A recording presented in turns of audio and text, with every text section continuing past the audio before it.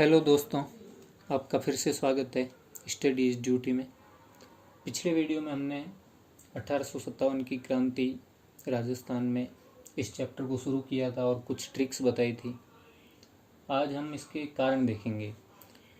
वैसे ये objective paper में तो इसका ज़्यादा कुछ पूछते नहीं है, लेकिन फिर भी जिनके सब्जेक्टिव पेपर्स होते हैं आरएस वगैरह, उनके लिए ये सही रहेगा कि वो कारण जान लें। कभी कभी पूछ भी सकते हैं बड़े क्वेश्चन में। और नहीं तो ऑब्जेक्टिव वालों को भी एक चीज़ है कि इसके अंदर जो पॉइंट होंगे, जो कारण होंगे, उनके अंदर कुछ चीज़ें ऐसी होगी जो हमें जाननी ज़रूरी होगी। और आज हम देखेंगे इस क्रांति के कारण। इसमें ट्रिक बहुत कम है, लेकिन ये चीज़ कई जगह पढ़ाते भी नहीं है। भारत के हिसाब से कारण बता देते हैं, लेकिन राजस्थान के हिसाब से कारण कई जगह नहीं बताते हैं, इसलिए मैं बता देता हूँ। तो पहला कारण देखते हैं अपन, आपसी विवादों की मध्यस्थता। आपसी विवादों की मध्यस्थता। तो आपसी विवाद किसके? अंग्रेजों ने क्या है कि सब जो प्रिंसली स्टेट थे, राजस्थान के राज्य थे, सब जोधपुर, जयपुर वगैरह जो भी, तो उन सब से संधियाँ की थी, जो 1818 की संधियाँ कहलाती है। अलग अलग टाइम में की थी, लेकिन 1818 की बोलते हैं। तो उस संधि में एक चीज़ उन्होंने तय कर रखी थी कि अगर कोई दो राज्यों के मध्य या दो से ज़्यादा राज्यों के मध्य कोई विवाद होगा, राज्यों के मध्य, राज्य के आंतरिक मामलों में नहीं, राज्यों के मध्य अगर कोई विवाद होगा तो उन आपसी विवादों की मध्यस्थता कौन करेगा?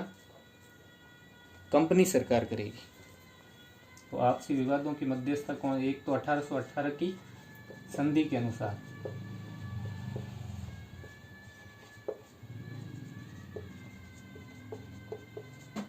कौन करेगा? कंपनी सरकार। और किन के मध्य विवाद? दो राज्यों के मध्य विवाद। दो या मतलब दो से ज्यादा।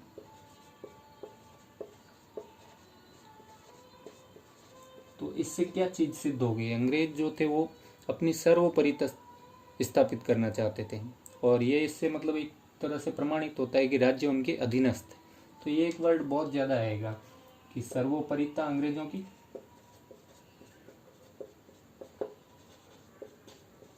अंग्रेजों की सर्वोपरिता प्रमाणित होती है इससे, प्लस राज्यों की अधीनस्थ स्थिति।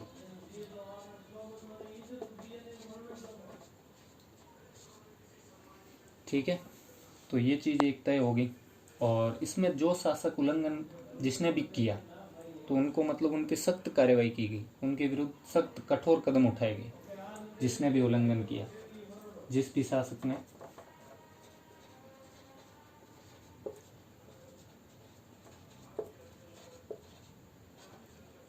तो उस पर क्या किया गया? सख्त कदम उठाए।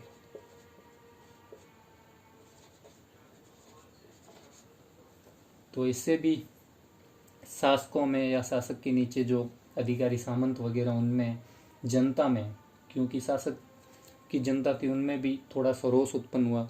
थोड़ी सी ये चीज़ उत्पन्न हुई कि अंग्रेज ये करने वाले कौन होते हैं। तो पहला कारण है आपसी विवाद। अब इन कारणों को याद करने का एक छोटा ट्रिक अपन ये देख सकते हैं कि दो तीन कारण तो विवाद, विद्रोह, 1857 का विद्रोह था, वी पे विद्रोह और वी पे विवाद, तीन ऐसे कारण आएंगे जो वी पे शुरू होंगे और विवाद ही उसका नाम है। जैसे दूसरा कारण है, ये देख लो एक बार थोड़ा सा, कि आपसी विवादों की मध्यस्थता किनके मध्य विवाद? दो राज्यों के मध्य विवाद। और कौन निपटारा करेगी? कंपनी सरकार। कौन सी संधि के अनुसार? 1818 की संधि के अनुसार। और जिस भी शासक ने इसका उल्लंघन किया उसके विरुद्ध सख्त कदम उठाए गए। इससे अंग्रेजों की सर्वोपरिता और राज्यों की अधीनस्थ स्थिति प्रदर्शित होती है। ये पहला था। अब बोर्ड छोटा है इसलिए मेरे को ये मिटा के दूसरा लिखना पड़ेगा। तो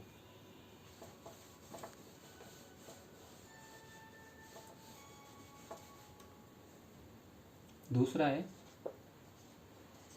राजा एवं किसके मध्य? सामंतों के मध्य विवाद।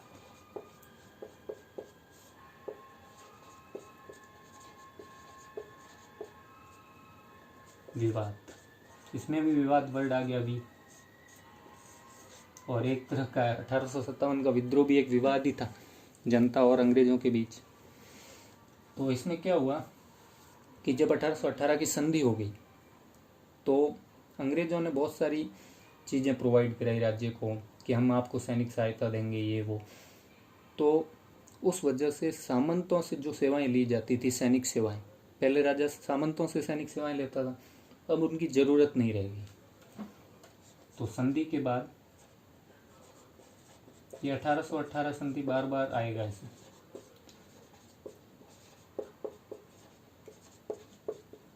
संधि के बाद राजा को क्या हुआ, सामंतों की आवश्यकता नहीं रही,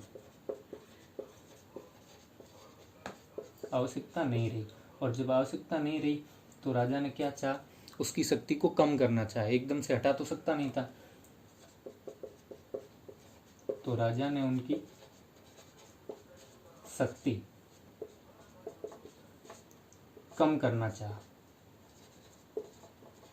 प्लस उनकी जो जागीर थी, जागीर को किस में बदल दिया, खालसा। अब इसमें एक चीज़ ये समझने की है कि जागीर क्या है, खालसा क्या है। तो राज्य की जो भूमि होती थी, ये राज्य की भूमि, अब इस बोर्ड की वजह से लिखने में भी, राइटिंग भी इतनी अच्छी नहीं आती, लेकिन आपको समझ में आना चाहिए बस। तो राज्य की भूमि दो भागों में डिवाइड रहती थी, एक तो होती थी खालसा और दूसरी जागीर। तो खालसा वो होती थी जो डायरेक्ट राजा के या राज्य के अंडर में होती थी, सीधा उनसे लगान वगैरह राजा के अधिकारी लिया करते थे। अब सामंत भी राजा के नीचे थे, लेकिन वो राजधानी में नहीं बैठते थे, राजधानी के अधिकारी नहीं थे, वो अपने अपने ठिकानों, अपनी अपनी जो जागीर थी उसमें थे। और दूसरी वो जमीन होती थी जहाँ जागीर होती थी, वहाँ जागीरदार होता था, ठिकाने का ठिकानेदार होता था, वो लोगों से लगान वगैरह वसूल करके फिर आगे राजा को देता था।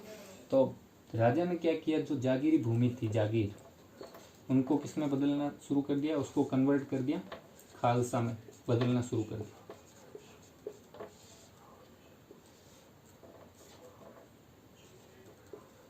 बदलना शुरू कर दिया। तो इससे क्या हुआ, इससे सामंत नाराज होने लगे। और वैसे 1818 की जो 1818 की संधि थी, इसने एक चीज तय की थी कि राज्य के जो आंतरिक मामले, दो राज्यों के मध्य विवाद है वो कंपनी सरकार सुलटाएगी, लेकिन जो आंतरिक मामला है राज्य के अंदर का, राजा और सामंत के बीच का, या राजा या और किसी और अधिकारी के बीच, उसमें कंपनी सरकार हस्तक्षेप नहीं करेगी। ये एक चीज देखने की इसमें। तो संधि के अनुसार आंतरिक मामलों में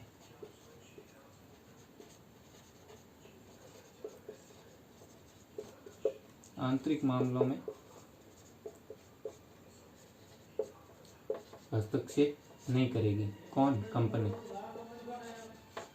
फिर भी जब राजा और सामंत के बीच में विवाद पैदा हुआ तो उनको एक मौका मिल गया कि अब हम कर सकते हैं, क्योंकि सामंत उनके पास के, अंग्रेजों के पास। तो राजा ने दोनों पक्षों में से, अलग अलग जगह के राजाओं और सामंतों के मध्य विवाद हुए, तो अंग्रेजों ने क्या किया, जो उनके हित के अनुकूल हो रहा था, कि सामंत उनके हित के अनुकूल है, स्वार्थ के अनुकूल है, तो सामंत का पक्ष लिया। और अगर राजा उनके हित के अनुकूल है ज़्यादा, तो राजा का पक्ष लिया। तो अंग्रेजों ने क्या किया, शायद यहाँ नहीं दिखेगा इसलिए मैं ऊपर लिख देता हूँ।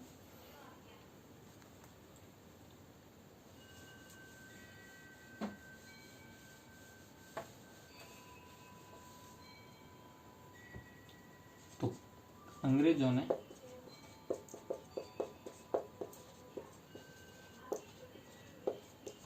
अपने स्वार्थ के अनुसार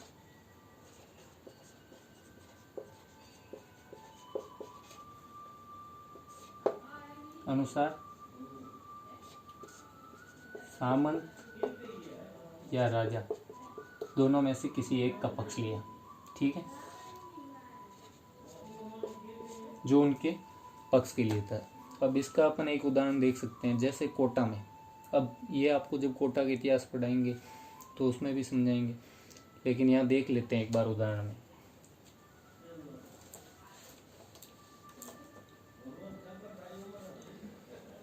कि अंग्रेजों ने क्या किया,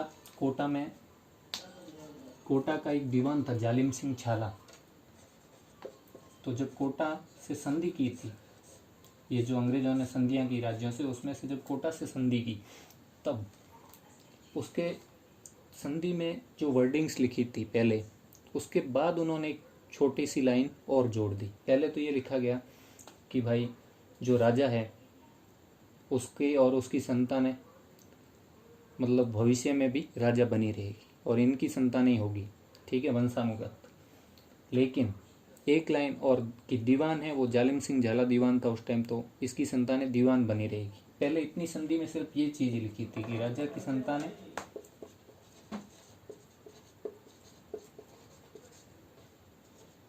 राजा बनेगी और दीवान जो जालिम सिंह झाला था, दीवान की संतानें दीवान बनती रहेगी, उनके पास अधिकार रहेंगे ये। लेकिन चीज़ क्या जोड़ी साथ में बाद में, जालिम सिंह झाला उनके पक्ष का आदमी था, तो उन्होंने एक चीज़ और जोड़ दी कि सारे जो अधिकार होंगे वो किसके पास होंगे, दीवान की। तो फिर राजा का कोई महत्व ही नहीं रह गया, बस वो राजा उसकी संतान बनती रहेगी लेकिन सारे अधिकार किसके पास होंगे, दीवान के पास। ये लाइन जोड़ दी थी बाद में। तो इससे क्या किया उन्होंने, एक प्रकार का कोटा में गृह युद्ध छिड़वा दिया। बाद में एक युद्ध भी हुआ था जिसमें जालिम सिंह झाला जीत गया था क्योंकि जेम्स टॉड ने उनका साथ दिया था। तो पहले ये अपन एग्जाम्पल देख सकते हैं कि गृह युद्ध छिड़वा दिया। एक बार वापस देख लो कि जब भी उनमें आपस में विवाद होता था राजा और सामंत का, तो अंग्रेज उसी का पक्ष लेते थे जो उनके स्वार्थ के अनुकूल हो। और इसी के अंतर्गत इस उदाहरण देख सकते हैं कि कोटा में उन्होंने जालिम सिंह झाला का पक्ष लेते हुए एक तरह से गृह युद्ध छिड़वा दिया। और बाद में इसी जालिम सिंह झाला का वंशज पोता, सेकंड उदाहरण ये देख सकते हैं कि मदन सिंह झाला था, सेकंड उदाहरण जो 1838 में हुआ था। 1838 में झालावाड़ राज्य बना था वास्तव में। पहले झालावाड़ नाम का कोई राज्य नहीं था, ये सब कोटा के अंतर्गत ही आता। तो 1838 में क्या किया, मदन सिंह झाला उनके पक्ष का आदमी था, तो कोटा को तोड़कर, कोटा को अंग भंग करके पूरी तरह से कोटा को तोड़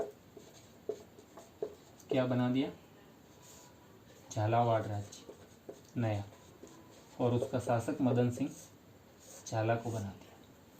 तो इस प्रकार वो आपस में लड़ाई का फायदा उठाते थे। तो ये दूसरी चीज होगी कि राजा और सामंतों के मध्य विवाद। अब पहला भी विवाद राज्यों के मध्य विवाद, दूसरा विवाद राजा और सामंतों के मध्य विवाद, तीसरा विवाद वो भी इसका कारण है, उत्तराधिकार विवाद। तीसरा कारण है उत्तराधिकार विवाद। ये थोड़ा लंबा है, इसके कारण वगैरह ट्रिक इसमें अब सब्जेक्टिव में खास बन नहीं सकती, बस वी याद रखना, कम से कम 3 कारण तो आपको याद आ ही जाएंगे विवाद वाले, विद्रोह, वी, विवाद। तो उत्तराधिकार विवाद में ये होता था जब कोई राजा मर जाता था या अपनी गद्दी से हट जाता था तो उसके उत्तराधिकार के लिए संघर्ष हो जाता था, या तो भाइयों में या चचेरे भाइयों में या उसके बेटे और उस राजा के भाई में, मतलब चाचा भतीजे में, एक तरह से उत्तराधिकार विवाद छिड़ जाता था गद्दी पर बैठने के लिए। तो इसमें भी अंग्रेज अपने मनमाने तरीके से जो उनके पक्ष का आदमी होता था उसी को क्या करते थे, राजा बनाते थे। तो इसमें भी वो अपनी सर्वोपरिता रखते थे और एक तरह से ये प्रमाणित कर देते थे कि राज्य हमारे अधीनस्थ है। तो जब भी भाइयों जैसे मृत्यु हो जाती, उत्तराधिकार विवाद में भी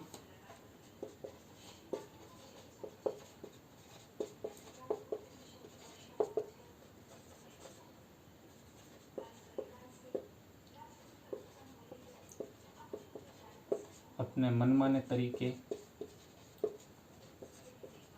से अपने हितकारी व्यक्ति का पक्ष। अब इसके उदाहरण अपन देख लेंगे कि जैसे भरतपुर में हुआ था। भरतपुर में जब राजा थे एक रणवीर सिंह, जब उनकी डेथ हो गई तो बाद में उनकी तो कोई औलाद भी नहीं थी, तो फिर एक तरह से उत्तराधिकार के लिए युद्ध छिड़ गया। तो अपन ये एग्जाम्पल यहाँ पे देख लेते हैं कि भरतपुर में ये 1823 की घटना है। सन पे वैसे इतना जोर मत दो, थोड़ा सा ये आइडिया रखो कि हाँ संधि 1818 की संधियाँ कहलाती है, तो ये उसके बाद की घटना है, ये थोड़ा सा दिमाग में रखो बस, क्योंकि अंग्रेज फैसला कर रहे हैं तो उसके बाद की 1823 में कहाँ का, भरतपुर। उदाहरण साथ में कभी भी लिखते हैं सब्जेक्टिव क्वेश्चन में तो इम्पैक्ट उदाहरण का ही होता है, क्योंकि बिना पढ़े भी आदमी कारण तो थोड़ा बहुत समझ सोच के लिख सकता है, मतलब अटपटे भी, झूठे झूठे भी, लेकिन उदाहरण लिखेगा तभी वो परफेक्ट होंगे कि हाँ ये चीज़ हुई थी। तो 1823 में भरतपुर, राजा रणवीर सिंह की मृत्यु। तो उसके बाद क्या छिड़ गया, उत्तराधिकार विवाद। अब मैं वापस ऊपर लिखूंगा। तो उन्होंने किसको बिठा दिया, सामंतों ने तो पहले एक व्यक्ति को बिठाया था, दुर्जन साल नाम के आदमी को।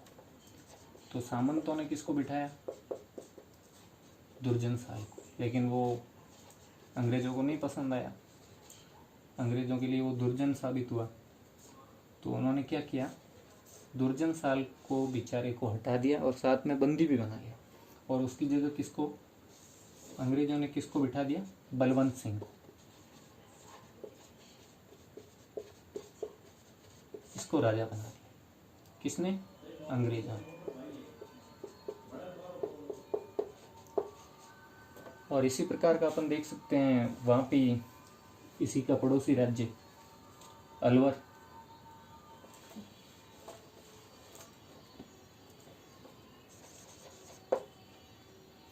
तो अलवर में भी क्या हुआ, जब ये 1815 की बात है, यहाँ भी एक राजा थे बख्तावर सिंह।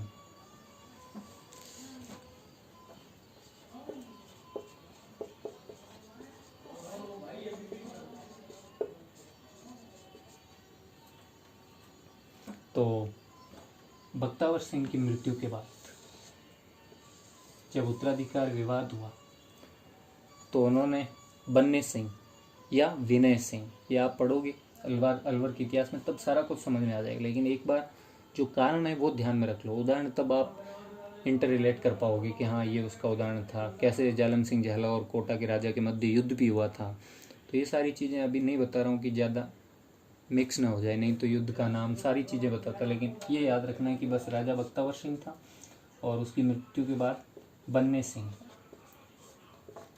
अब इसमें इंटरेस्टिंग चीज़ ये है कि ज़्यादातर टीचर पढ़ाते हैं, जैसे मैं भी पढ़ा किसी न किसी टीचर से, तो विनय सिंह लिखवा देते हैं, और पेपर में जो आता है वो विनय सिंह नाम नहीं आता, कई बार बन्ने सिंह आ जाता है और अपन हो जाते हैं कन्फ्यूज। अचानक मतलब अपना दिमाग एकदम से हैंग हो जाता है, मतलब उसको चीज़ को सोच ही नहीं पाता कि बन्ने सिंह कहीं देखा भी था क्या, क्योंकि बन्ने सिंह विनय सिंह है तो एक ही, लेकिन दिमाग नहीं कर पाता कभी कभी प्रेशर में। तो ये चीज़ें हमेशा जब भी लिखें तो स्लैश लगा के लिखें, तो याद करते हैं तो अपने को झट से वो याद आ जाता है कि हाँ इसी दो नाम होंगे तो और जल्दी याद आएगा। जैसे जैसलमेर का क्वेश्चन आया था RAS के पेपर में कि साका, दूसरा साका मतलब कौन राजा था दूसरे साके के वक्त, तो उसमें जो ऑप्शन दे रखे थे उसमें जो नाम टीचर लिखवाते हैं वो नाम नहीं है, उसमें नाम आ गया दूधा, और नाम उनका दुर्जन था, तो इस वजह से दूधा दुर्जन नहीं हो पाया। तो अपने को भी बन्ने सिंह विनय सिंह याद रखना है, या विनय सिंह, जिसने अपनी रानी की याद में सिलीसेड झील बनवाई थी, वही विनय सिंह। तो इसको बिठा दिया अंग्रेजों ने। अगर भूल से ज़्यादा नीचे भी लिख दूं तो मैं बोल रहा हूं, तो उस चीज़ को प्लीज़ वापस से मैं एक बार आपसे क्षमा चाहता हूं इस चीज़ के लिए। तो अंग्रेजों ने किसको बिठाया, बन्ने सिंह, और जो एक और था बलवंत सिंह, उसके साथ क्या किया, उसको अलवर का प्रशासन सौंप दिया। बलवंत सिंह को प्रशासन सौंप दिया, ठीक है। और ये तो छोड़ो, उसके बाद राज्य को तोड़ के उसको तिजारा का भाग भी दे दिया बलवंत सिंह को। तो ये चीज़ अपने को याद रखनी है, उत्तराधिकार विवाद। तो उन्होंने क्या किया, बलवंत सिंह को प्रशासन भी संभाल दिया और उसके कुछ समय बाद तिजारा का भाग भी उसे दे दिया। ठीक है। और ऐसे ही अपन देख सकते हैं एक चीज़ और, एक और एग्जाम्पल जो जयपुर में हुआ। जयपुर में क्या था, राम सिंह जो अल्पवयस्क था, छोटा था, तो उसका राज्य भी जयपुर में राम सिंह अल्पवयस्क ये जयपुर का था राजा, तो नियंत्रण अपने हाथ में ले लिया अंग्रेजों ने।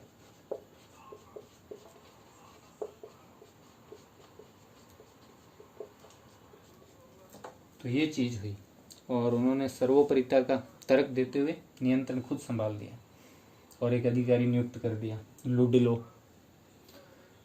अब अपन अगला कारण देखते हैं और उसके बाद शायद वीडियो ज़्यादा लंबा हो जाएगा, तो 4 कारण, क्योंकि ज़्यादा बोरिंग टाइप लगने लगता है, तो 4 कारण अभी पढ़ लेते हैं, 4 अगले में पढ़ लेंगे। तो चौथा जो कारण है वो है वार्षिक लगान। तो ये जल्दी से देख लेते हैं, वार्षिक लगान। तो जब संधि हुई, संधि के अनुसार क्या हुआ, 1818 की संधि हुई, उसके अनुसार अंग्रेजों ने राजाओं से, राजस्थान के राज्यों से तय किया लगान लेना। अंग्रेजों ने वार्षिक लगान तय किया, लेकिन अब इसमें क्या मिस्टेक है, लगान तो तय किया, तो जब संधि इसी हुई ही थी तो लगान तो होना ही था। मिस्टेक ये थी इसमें कि उन्होंने जो राज्य के संसाधन थे उनका बिना आंकलन किए कि राज्य के पास कितने संसाधन है, राज्य कितना कमा सकता है, कितनी जमीन है, कितनी उसकी उत्पादकता है, कितने पैसे कमाता है, कितनी उसकी आय है वार्षिक, वो बिना आकलन किए, मतलब संसाधनों का बिना आकलन किए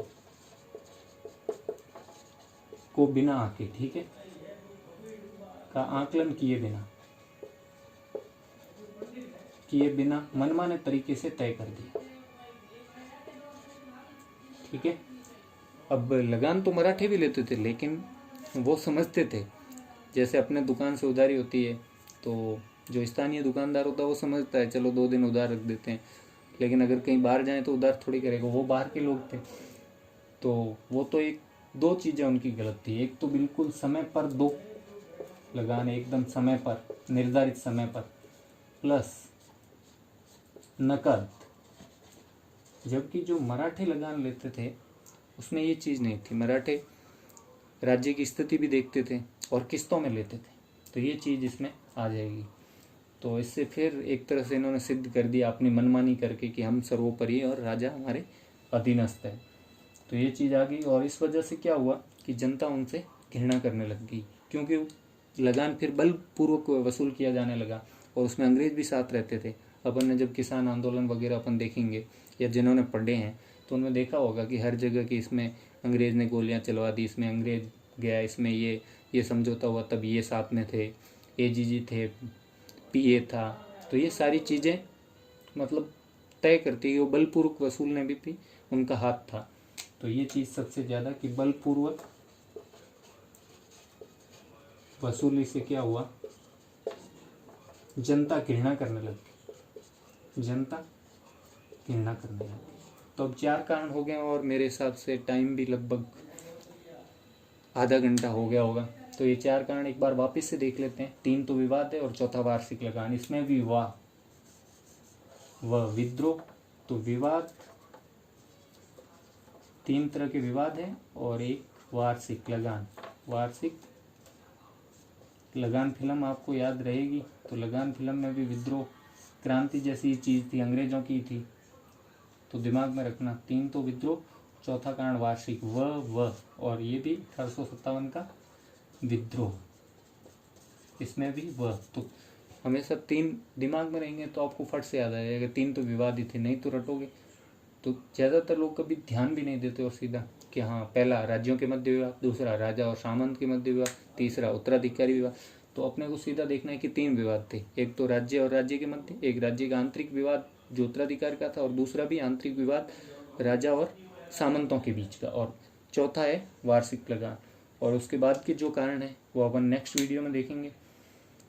और इसमें थोड़ी सी जो असुविधा हुई है, राइटिंग थोड़ी सी, अब वैसे तो ठीक है मेरी राइटिंग, लेकिन इस पर सही ढंग से नहीं लिखा जाता, क्योंकि इस हिसाब से सेटिंग हो रखी है मेरे पास, जो संसाधन है उसमें लिखने में प्रॉब्लम होती है। अगर मेरे सामने होता है ये बोर्ड तो लिख पाता, लेकिन सामने रखने पे वीडियो सही नहीं आ रहा है, प्रॉब्लम हो रही है। तो इस वजह से सॉरी अगेन। और अगर आपको मेरा पढ़ाना और जो पिछला वीडियो की ट्रिक्स और जब आगे भी ट्रिक्स आएगी आप सबको अगर पसंद आती है तो वीडियो को लाइक भी करें, आगे अपने दोस्तों से भी शेयर करें ताकि ज़्यादा से ज़्यादा तक पहुँचे और कुछ चीज़ें रटने की उनका भार कम हो जाए। और साथ ही मेरे चैनल को सब्सक्राइब करें, क्योंकि ये सब हम सब का ही चैनल है, और मेरे पास जो छोटी मोटी चीज़ें मैं आगे पहुंचाने की कोशिश कर रहा हूं। थैंक यू, मिलते हैं नेक्स्ट वीडियो में। पढ़ते रहो, स्टडी इज़ ड्यूटी।